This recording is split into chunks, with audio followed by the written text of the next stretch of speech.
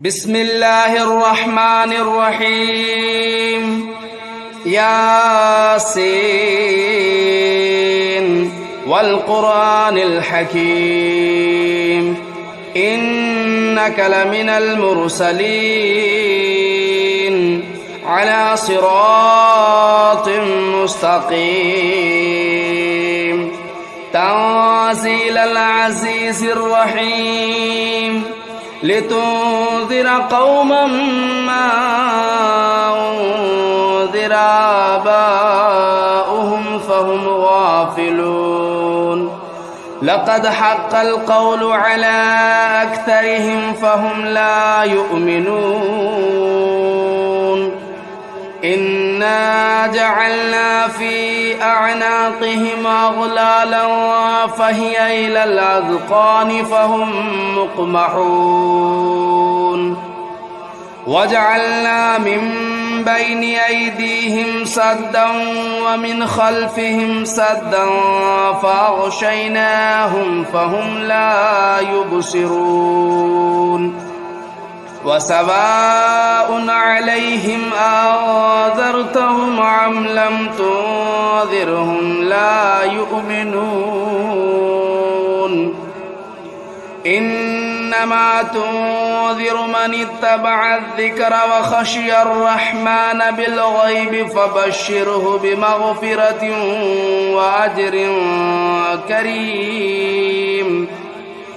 إنا نحن نحيي الموتى ونكتب ما قدموا وآثارهم وكل شيء أحصيناه في إمام مبين واضرب لهم مثلا أصحاب القرية إذ جاءها المرسلون إذا أرسلنا إليهم اثنين فكذبوهما فعززنا بثالث فقالوا إنا إليكم مرسلون قالوا ما أنتم إلا بشر مثلنا وما أنزل الرحمن من شيء إن أنتم إلا تكذبون قالوا ربنا يعلم إنا إليكم لمرسلون وما علينا إلا البلاغ المبين قالوا إنا تطيرنا بكم لئن لم تنتهوا لنرجمنكم وليمسنكم منا عذاب أليم قالوا طائركم معكم أئن ذكرتم بل أنتم قوم مسرفون وجاء من أقصى المدينة رجل يسعى قال يا قوم اتبعوا المرسلين اتبعوا من لا يسألكم أجرا وهم مهتدون وما لي لا أعبد الذي فطرني وإليه ترجعون أتخذوا من دونه آلهة إن يردني الرحمن بضر لا تغن عني شفاعتهم شيئا ولا ينقذون إني إذا لفي ضلال مبين إني آمنت بربكم فاسمعون قيل ادخل الجنة قال يا ليت قومي يعلمون بما غفر لي ربي وجعلني من المكرمين وما أنزلنا على قومه من بعده من جود من السماء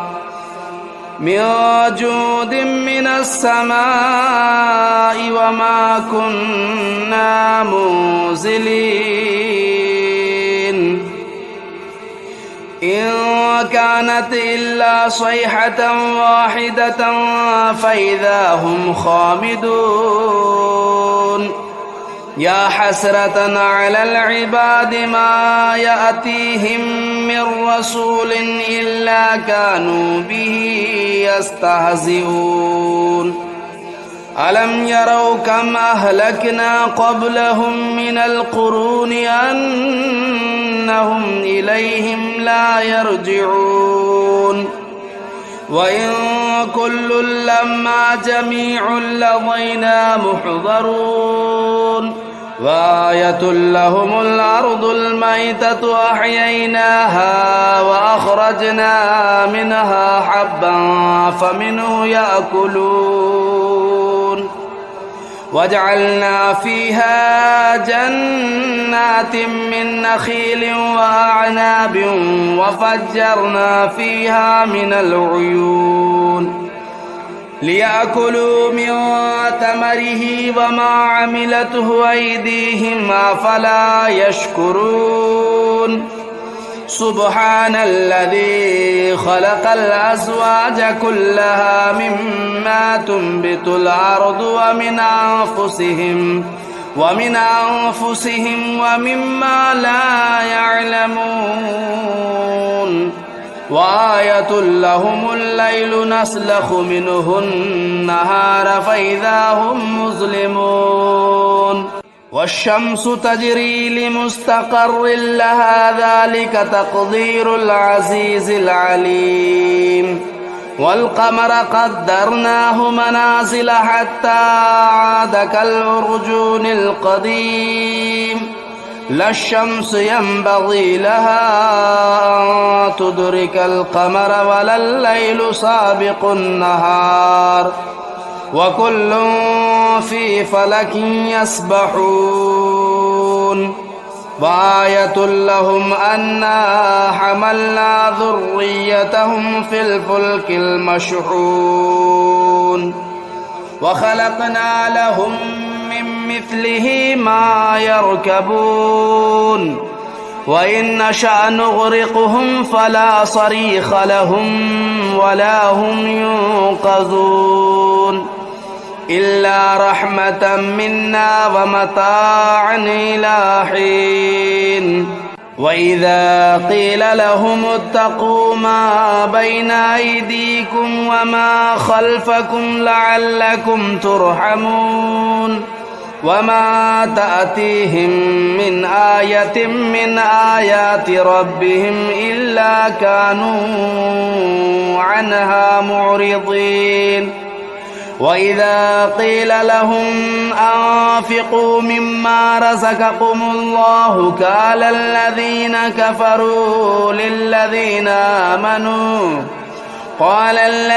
كفروا للذين آمنوا أنطعم من لو يشاء الله أطعمه إن أنتم إلا في ضلال مبين ويقولون متى هذا الوعد إن كنتم صادقين ما ينظرون إلا صيحة واحدة تأخذهم وهم يخصمون فلا يستطيعون توصية ولا إلى أهلهم يرجعون ونفخ في الصور فإذا هم من الأجداث إلى ربهم ينسلون قالوا يا ويلنا من بعثنا من مرقدنا هذا ما وعد الرحمن وصدق المرسلون إن كانت إلا صيحة واحدة فإذا هم جميع لدينا محضرون فاليوم لا تظلم نفس شيئا ولا تجزون إلا ما كنتم تعملون إن أصحاب الجنة اليوم في شغل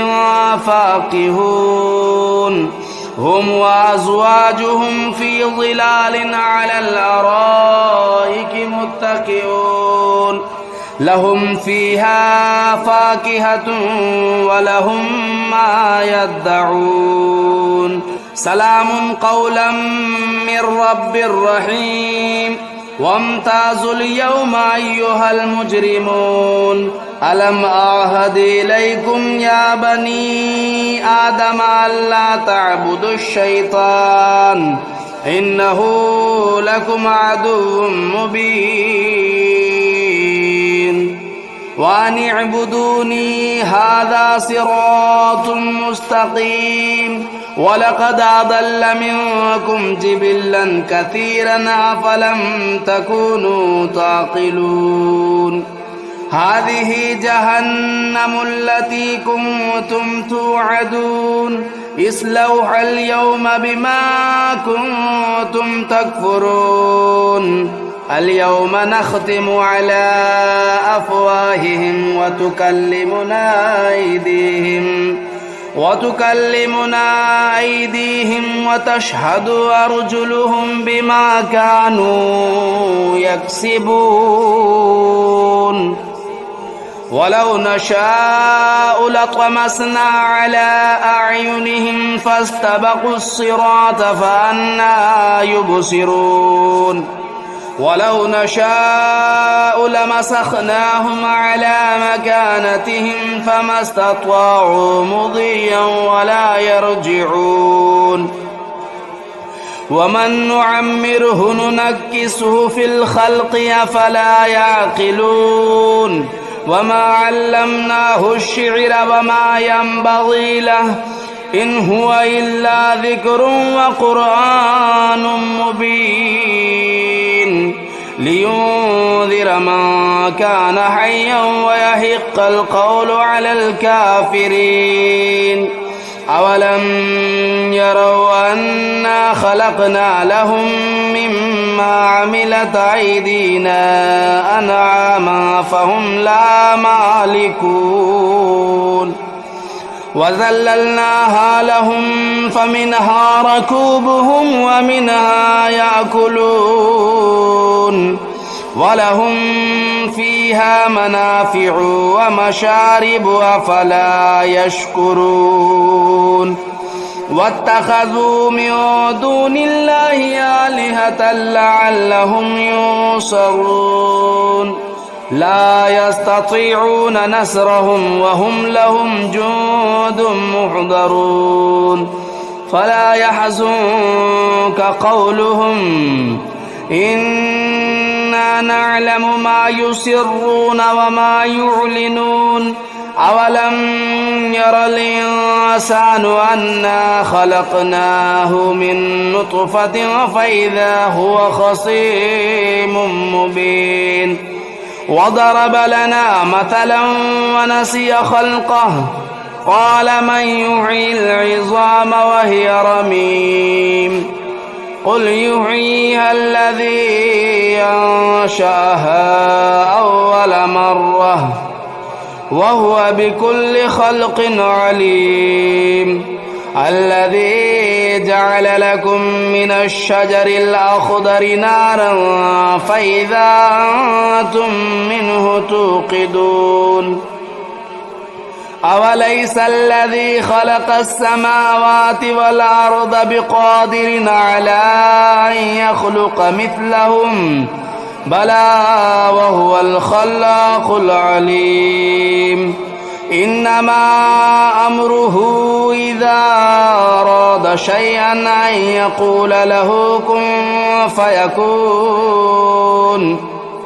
فسبحان الذي بيده ملكوت كل شيء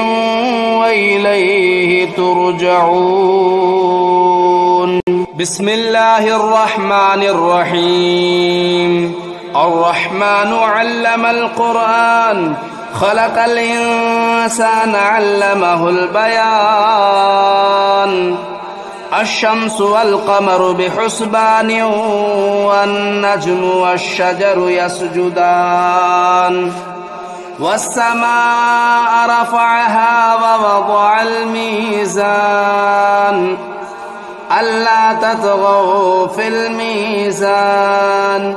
وأقيموا الوزن بالقسط ولا تخسروا الميزان والأرض وضعها للأنام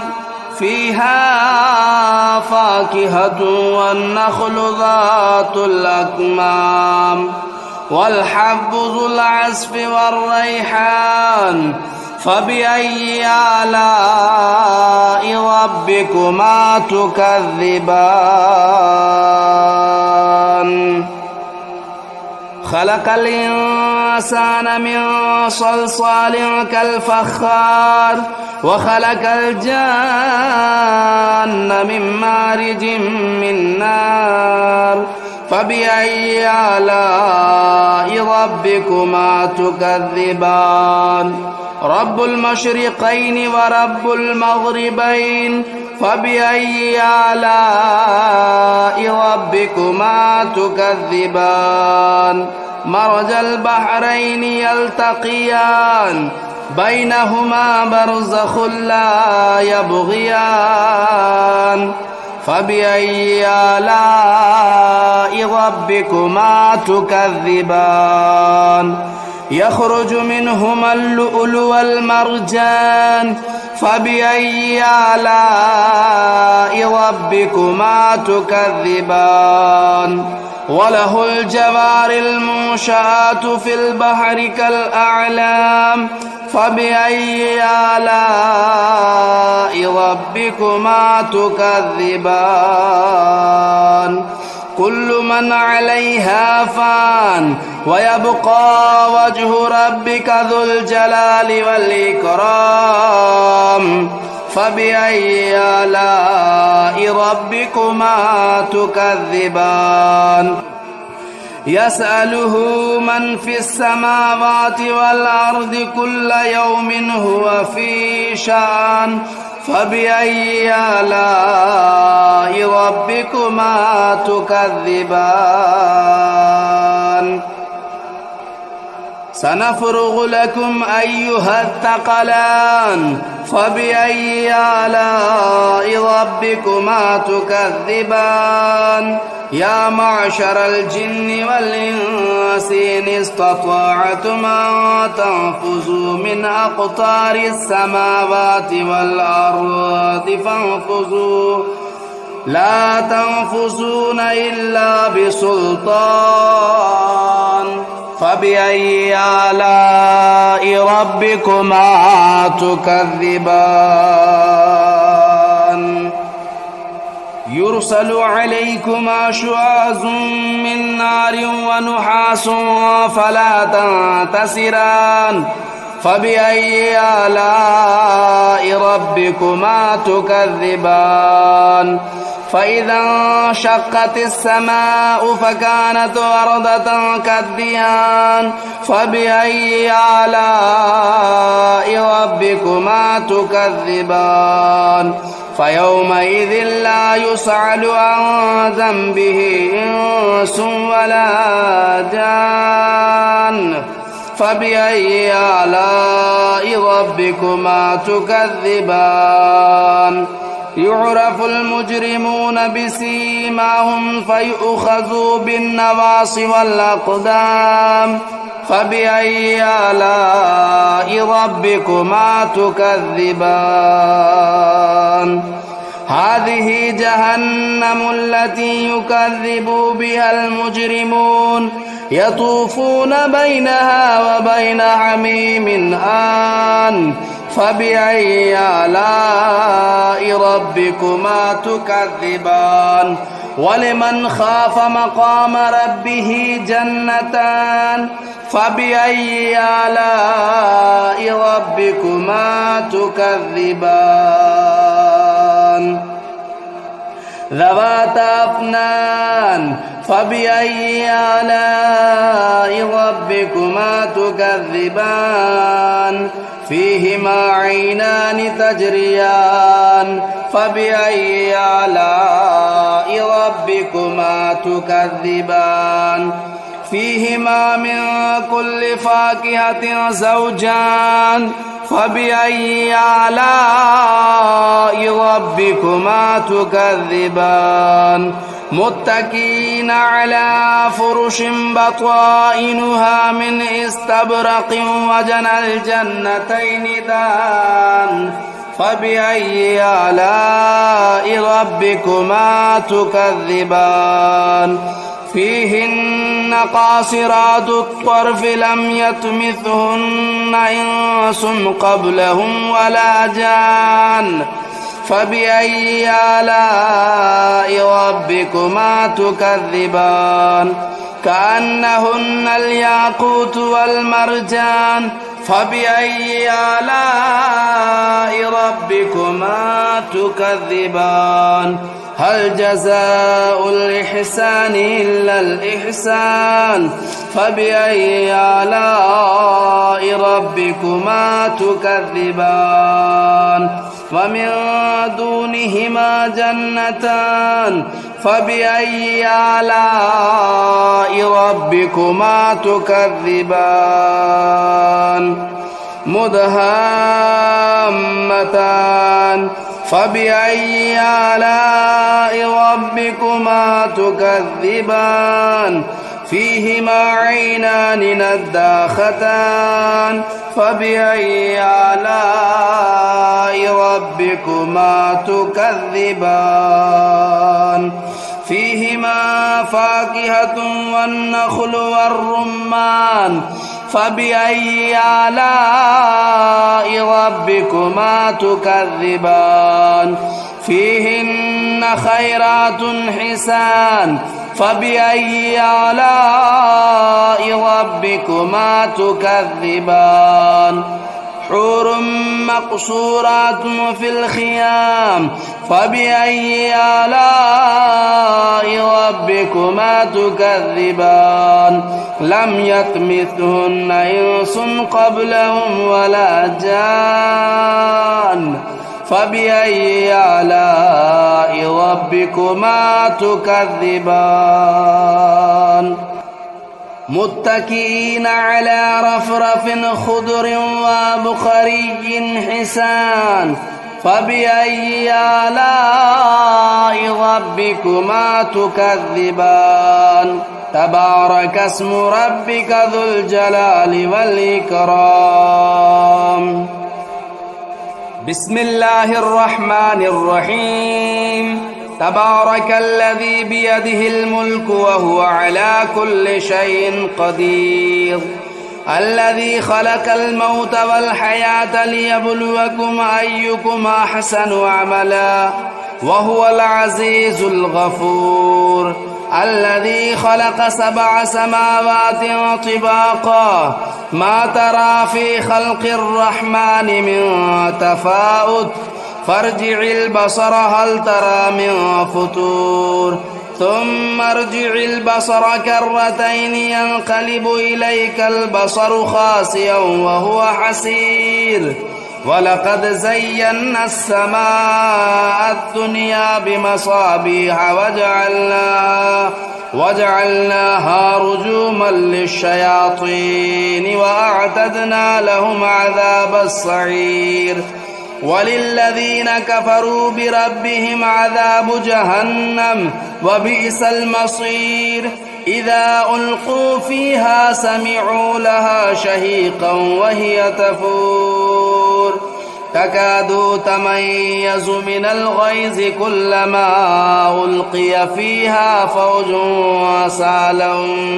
سألهم خزنتها ألم يأتكم نذير قالوا بلى قد جاءنا نذير فكذبنا وقلنا ما نزل الله من شيء إن أنتم إلا في ضلال كبير وقالوا لو كنا نسمع أو نعقل ما كنا في أصحاب السعير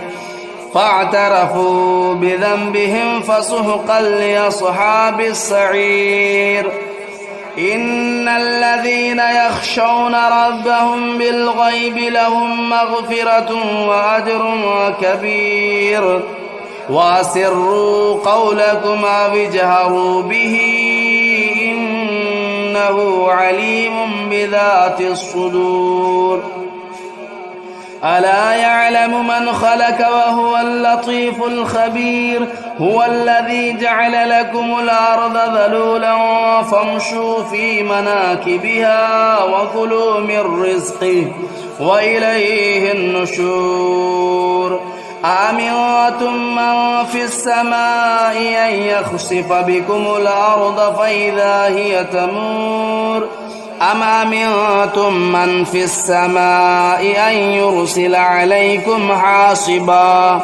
فستعلمون كيف نذير ولقد كذب الذين من قبلهم فكيف كان نكير أولم يروا إلى الطير فوقهم صافات ويقبضن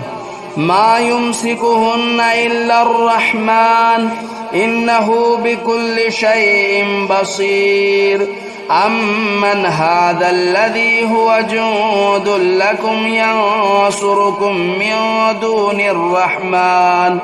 إن الكافرون إلا في غرور أمن هذا الذي يرزقكم إن أمسك رزقه بل لجوا في عتو ونفور أفمن يمشي مكبا على وجهه أهدى أمن يمشي سويا على صراط مستقيم قل هو الذي أنشأكم وجعل لكم السمع والأبصار والأفئدة قليلا ما تشكرون قل هو الذي ذرأكم في الأرض وإليه تهشرون ويقولون متى هذا الوعد إن كنتم صادقين قل إنما العلم عند الله وإنما أنا نذير مبين فلما رأوه زلفة سيئت وجوه الذين كفروا وقيل هذا الذي كنتم به تدعون قل أرأيتم إن أهلكني الله ومن معي أو رحمنا فمن يجير الكافرين من عذاب أليم قل هو الرحمن آمنا به وعليه توكلنا فستعلمون من هو في ضلال مبين قل أرأيتم إن أصبح ماؤكم غورا فمن يأتيكم بماء معين